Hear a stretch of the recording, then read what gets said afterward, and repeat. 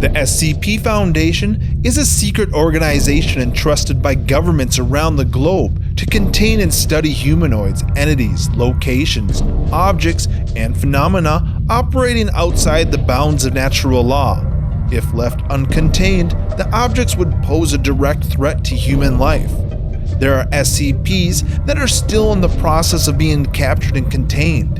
These SCPs have not been classified and given a number as of yet. These are unknown SCP creatures.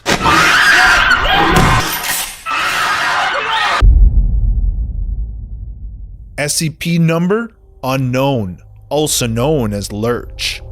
Object class Keter. Lurch is the collective designation to an unknown number of incorporeal entities. Said entities are only visible to any person currently being stalked by Lurch.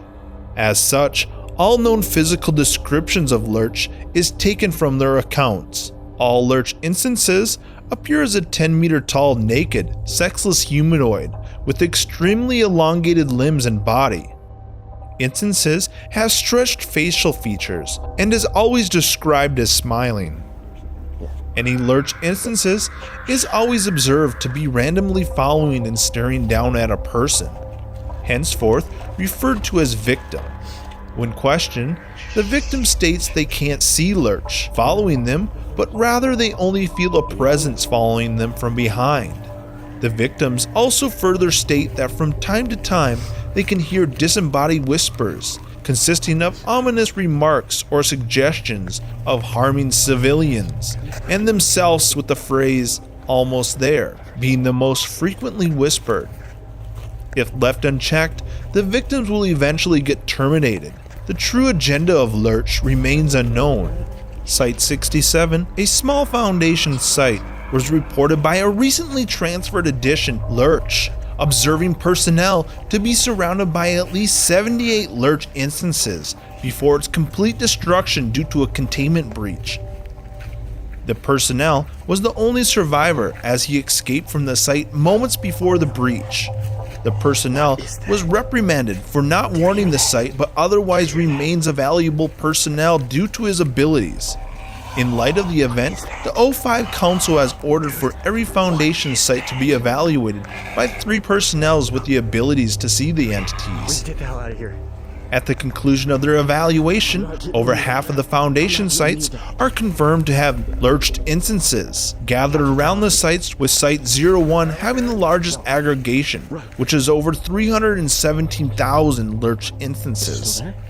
All the instances are staring at the site and continuously repeating the phrase "almost there," but in an exhilarated and erratic manner. Further orders from the O5 Council regarding these results is still being deliberated.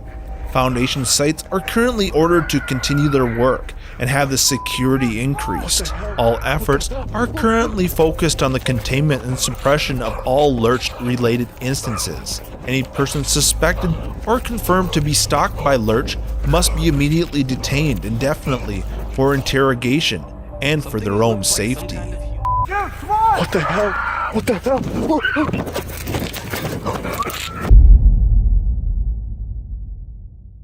SCP number unknown, also known as Hodag. Object class Euclid. Hodag is a humanoid creature that is measured at 5 to 6 feet tall. Its arms end before the hand, resembling fully healed stumps similar to post-amputation. Reports state that it has no facial features other than a mouth and is able to open it 30 inches and is able to move around 45 miles per hour. Hodag's internal system is relatively similar to a human's. However, its intestinal tract and other organs are fused. The heart is twice the size of a normal human's. Hodag displays severe hostility to any living creature within a radius of 5 meters of its habitat. Intent is displayed of territorial behavior. It is believed that Hodag was originally a group of quarry workers exposed due to its dangerous, mutagenic, and insanity-inducing properties. A highly dangerous material, mostly already contained by Foundation due to its dangerous mutation reports and how it drives the affected individuals to insanity. After mutation, the mutated individual will lose self-control, displaying signs similar to rabies. After mutation, it is assumed that the group of SCPs moved it to its current habitat due to the sheer amount of development within its tunnel systems. All attempts from Class D to successfully record the interior of the tunnel have failed. Drones were substituted, and it is theorized that the tunnels go down from 10 to 40 kilometers deep. Drone feed as well as recovery reports show that the SCPs are highly defensive, especially when there is an unrecognizable object within its habitat. One case of a killed hodag has been noted. The location of the cave is believed to have been selected by the species due to how sparsely populated the location is. A theory states that the location was selected due to it being close to unfinished construction sites after the Spanish 2008 marketing crisis. Underground water and other piping trails have been laid. Hodag may have selected the location for the provided drinking water.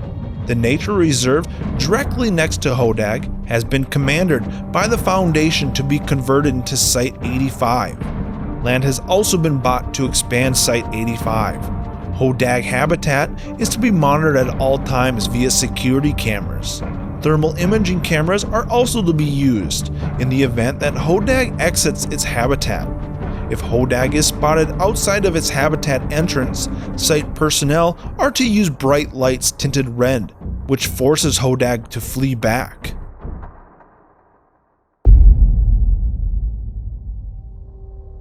SCP number unknown, also known as Aswan. Object class Euclid. Aswan appears to be a semi-intelligent creature that has the ability to disappear and reappear to and from a person's closet. Aswan appears in the closets of persons of any age. Aswan will only appear in a person's closet while the person is sleeping. Aswan will appear for 3 nights. It is theorized that Aswan will watch and study the person's habits each night, as it is to find a perfect opportunity to strike. On the 3rd night, Aswan will lure the person into the closet while they are asleep, putting them in a sleepwalking trance. Only inside the closet, Aswan will touch the victim, causing them and Aswan to vanish, only leaving behind the victim's clothing. Within 1 to 2 weeks, the victim will reappear in a nearby closet, completely drained of their blood. Aswan was discovered after the disappearance and reappearance of a family's son that they wished to be private. Their child has reappeared in the neighbor's home closet. Similar reports were also coming in from these strange disappearance and reappearances. Personnel had trouble tracking down Aswan because of its teleporting capabilities, but were able to locate Aswan after a research associate at one of the labs felt like he was being watched while sleeping and admitted to hearing strange noises. Strike teams were able to capture Aswan while Aswan was trying to lure the researcher into the closet while asleep. It is hard to tell Aswan's teleporting capability limits. It is theorized that Aswan can transport itself to any 2 darkened areas, but it prefers closets since it's the easiest place to avoid being noticed. A test with Class D resulted in Aswan touching the personnel on their skin, causing the personnel to disappear in a cloud of smoke, only to reappear in some break room closet on site, drained of his own blood. Further tests have proven that Aswan has to touch skin in order to transport its victims. It was also proven that shining any sort of intensity light into Aswan's face has caused it to cower away, which explains why Aswan normally sits, facing a darkened corner, while docile. All verbal communications have also resulted in no response. Aswan is to be held in a standard concrete cell. This cell is to be constantly filled with light at all times. Emergency lights are to be installed in case of a power outage. Aswan is only to be approached by 2 personnel carrying flood lamps pointed toward Aswan's face. The personnel are also to be wearing standard issue hazmat suits at all time while in the containment chamber. No piece of skin should ever come in contact with Aswan at all times. SCP number unknown, also known as the Static Man. Object Class: Euclid. Static Man appears to be a humanoid embodiment of an analog television static, measuring approximately 1.46 meter tall. Entity appears to be composed entirely from light waves and static electricity, the sources of which are unknown.